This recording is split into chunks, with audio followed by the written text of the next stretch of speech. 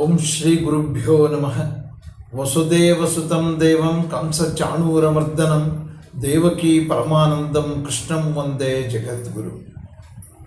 ಪರತ್ಪರ YouTube ಚಾನಲ್ನ ಎಲ್ಲ ವೀಕ್ಷಕರಿಗೆ ಮತ್ತೊಮ್ಮೆ ಸ್ವಾಗತ. ಹಿಂದಿನ ವಿಡಿಯೋದಲ್ಲಿ ಶ್ರೀಕೃಷ್ಣ ಅರ್ಜುನನಿಗೆ ಹೇಳ್ತಾ ಇದ್ದ, ಅಹಂಕಾರ, ಮೋಹ, ಆಸಕ್ತಿ ಇವ್ಯಾವೂ ಇಲ್ಲದೆ ಇರತಕ್ಕಂಥವನು, ಯಾವ ಬಯಕೆಗಳನ್ನು ಇಟ್ಕೊಂಡಿಲ್ಲದೆ ಇರತಕ್ಕಂಥವನು ನಿಜವಾದ ಜ್ಞಾನಿ ಮತ್ತು ಅವನು ಅವ್ಯಯವಾದಂಥ ಪದವನ್ನು ಪಡೀತಾನೆ.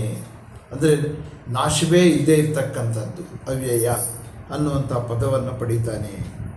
ಯಾವುದನ್ನು ಪಡೆದರೆ ಮತ್ತೆ ಹಿಂದಿರುಗಿ ಬರದೇ ಇರುವಂತಹ ಹಿಂದಿರುಗಿ ಬರೋ ಅವಶ್ಯಕತೆಯೇ ಇಲ್ಲವೋ ಅಂಥ ಪರಮಧಾಮವನ್ನು ಪಡೀತಾನೆ. ಆ ಪರಮಧಾಮ ಹೇಗಿರುತ್ತೆ ಅಂತಂದರೆ, ಸೂರ್ಯ, ಚಂದ್ರ ಮತ್ತು ಅಗ್ನಿಯ ತೇಜಸ್ಸು ಏನಿದೆ ಅದಕ್ಕಿಂತ ಹೆಚ್ಚು ಪ್ರಕಾಶಮಾನವಾಗಿರುವಂಥದ್ದು ಅಂತ ತಿಳಿಸಿದ್ದ. ಮತ್ತೆ ಮುಂದುವರೆದು ಈ ಅಧ್ಯಾಯದ 7 ಮತ್ತು 8ನೇ ಶ್ಲೋಕಗಳಲ್ಲಿ ಭಗವಂತ ಏನನ್ನು ಹೇಳ್ತಾನೆ ಅಂತ ನೋಡೋಣ. ಮಮೈವಾಂಶೋ ಜೀವಲೋಕೆ ಜೀವಭೂತ ಸನಾತನಃ ಮನಶ್ಚಷ್ಟಾನಿ ಇಂದ್ರಿಯಾಣಿ ಪ್ರಕೃತಿಸ್ಥಾನಿ ಕರ್ಷದಿ ಅಂತ ಹೇಳ್ತಾ ಇದ್ದಾರೆ. ಸನಾತನವಾದಂಥ ನನ್ನ ಅಂಶವನ್ನೇ ಹೊಂದಿರುವಂಥ ಈ ಮಾನವ ಲೋಕದಲ್ಲಿ ಜೀವಿಯಾಗಿ ಬರತಕ್ಕಂಥವನು, ಜೀವಿ ಅಂತ ಕರೆಸ್ಕೊಳ್ತಾನಲ್ಲ, ಆ ಜೀವ ಪ್ರಕೃತಿಯಲ್ಲಿನ ಒಂದು ಇಂದ್ರಿಯಗಳನ್ನು ಆಕರ್ಷಿಸ್ತಾನೆ. ಅಂದರೆ ಜೀವಾತ್ಮ, ಇಲ್ಲಿ ಜೀವಾತ್ಮನಿಗೂ ಮತ್ತು ಪರಮಾತ್ಮನಿಗೂ ಇರ್ತಕ್ಕಂಥ ವ್ಯತ್ಯಾಸವನ್ನು ಹೇಳ್ತಾ ಇದ್ದಾನೆ ಭಗವಂತ. ಜೀವಾತ್ಮ ಮತ್ತು ಪರಮಾತ್ಮನಲ್ಲಿ ಸಂಬಂಧ ಹೇಗಿದೆ ಅನ್ನುವಂಥದ್ದನ್ನು ತಿಳಿಸ್ತಾ ಇದ್ದಾನೆ. ಇಲ್ಲಿ ಜೀವಾತ್ಮ ಪರಮಾತ್ಮನಿಂದ ಬಂದಿರತಕ್ಕಂಥವನು. ಆ ಜೀವ ಪಂಚೇಂದ್ರಿಯಗಳನ್ನು ತೊಟ್ಟುಕೊಂಡು, ಪಂಚೇಂದ್ರಿಯಗಳು ಮತ್ತು ಮನಸ್ಸು, ಅದರಿಂದ ಅಲ್ಲಿ ಏನು ಹೇಳ್ತಾನೆ ಅಂದರೆ ಷಷ್ಠಾನಿಂದ್ರಿಯಾಣಿ ಅಂತಿದ್ದಾನೆ. 6 ಇಂದ್ರಿಯಗಳು ಅಂತ ಹೇಳ್ತಿದ್ದಾನೆ ಭಗವಂತ.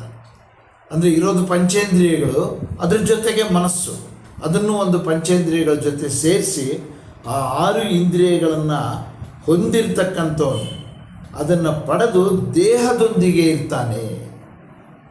ಭಗವಂತ ದೇಹದೊಂದಿಗೆ ಇರಲ್ಲ, ಪರಮಧಾಮದಲ್ಲಿ ಇರ್ತಾನೆ.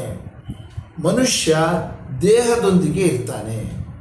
ಆ ಮನುಷ್ಯನ ಆ ಜೀವ ಅಂತಕ್ಕಂಥದ್ದು ಎಲ್ಲಿಂದ ಬಂತು ಅಂದರೆ ಪರಮಾತ್ಮನಿಂದ ಬಂತು ಅಂತ ಹೇಳ್ತಾ ಇದ್ದಾನೆ.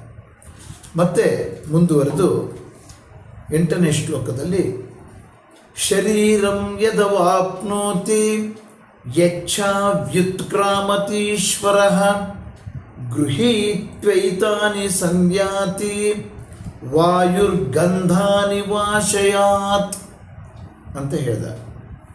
ಅಂದರೆ ಈ ಜೀವಿ ಅಂತಕ್ಕಂಥವನು ಒಂದು ದೇಹವನ್ನು ಪ್ರವೇಶಿಸುವಾಗ, ಯಾವಾಗ ಅವನು ಪ್ರವೇಶಿಸ್ತಾನೋ ಮತ್ತು ಯಾವಾಗ ದೇಹವನ್ನು ಬಿಟ್ಟು ಹೋಗ್ತಾನೋ, ಆ ಎರಡೂ ಸಂದರ್ಭದಲ್ಲೂ ಕೂಡ ಗಾಳಿ ಹೇಗೆ ವಾಸನೆಯನ್ನು ತೆಗೆದುಕೊಂಡು ಒಂದು ಕಡೆಯಿಂದ ಇನ್ನೊಂದು ಕಡೆಗೆ ಹೋಗ್ಬಿಡುತ್ತೋ ಅದೇ ರೀತಿಯಲ್ಲಿ ಇಂದ್ರಿಯಗಳನ್ನು ಕೂಡ ಸೆಳೆದುಕೊಂಡು ಹೋಗುತ್ತೆ ಅಂತ ಹೇಳ್ತಾ ಇದ್ದಾನೆ. ಯಾವ ಇಂದ್ರಿಯಗಳು ಅಂದರೆ ಸ್ಥೂಲವಾದಂಥ ಇಂದ್ರಿಯಗಳಲ್ಲ, ಸೂಕ್ಷ್ಮ ಇಂದ್ರಿಯಗಳನ್ನು ತೆಗೆದುಕೊಂಡು ಹೊರಟೋಗುತ್ತೆ. ಈಗ ನಾವು ಪ್ರತಿನಿತ್ಯ ರಾತ್ರಿ ನಿದ್ರೆ ಹೋದಾಗ ಅದು ಒಂದು ರೀತಿಯ ಸಾವಿದ್ದ ಹಾಗೇನೆ. ನಾವು ಗಾಢ ನಿದ್ರೆಯಲ್ಲಿ ತೊಡಗಿದಾಗ ನಮ್ಮ ಸ್ಥೂಲವಾದಂಥ ಇಂದ್ರಿಯಗಳೆಲ್ಲ ರೆಸ್ಟ್ನಲ್ಲಿರ್ತವೆ, ಸೂಕ್ಷ್ಮ ಇಂದ್ರಿಯಗಳು ಕೆಲಸ ಮಾಡ್ತಾ ಇರ್ತವೆ. ಅದಕ್ಕಾಗಿ ನಮಗೆ ಸ್ವಪ್ನ ಕಾಣುತ್ತೆ, ಸ್ವಪ್ನದಲ್ಲಿ ನಾವು ಏನೇನನ್ನೋ ಕಾಣ್ತೀವಿ, ಆಮೇಲೆ ಎಚ್ಚೆತ್ಕೊಳ್ತೀವಿ ಬೆಳಗ್ಗೆ. ಅದು ಒಂದು ರೀತಿ ಸಾವಿದ್ದ ಹಾಗೇನೆ. ಪ್ರತಿದಿನ ರಾತ್ರಿ ಮಲಗಿ ನಿದ್ರಿಸುವಾಗ ಒಂದು ಸಾವಿದ್ದ ಹಾಗೆ, ಮತ್ತೆ ಎಚ್ಚರಗೊಂಡಾಗ ಮತ್ತೆ ನಾವು ಜೀವಂತರಾದ ಹಾಗೆ. ಹಾಗೆಯೇ ಶಾಶ್ವತವಾಗಿ ನಿದ್ರೆಗೆ ಹೋದಾಗ ಅವನ ಶರೀರದಲ್ಲಿರ್ತಕ್ಕಂಥ ಸೂಕ್ಷ್ಮ ಇಂದ್ರಿಯಗಳನ್ನು ಕೂಡ ತೆಗೆದುಕೊಂಡು ಹೋಗುತ್ತೆ ಅಂತ ಹೇಳ್ತಾ ಇದ್ದಾನೆ ಭಗವಂತ.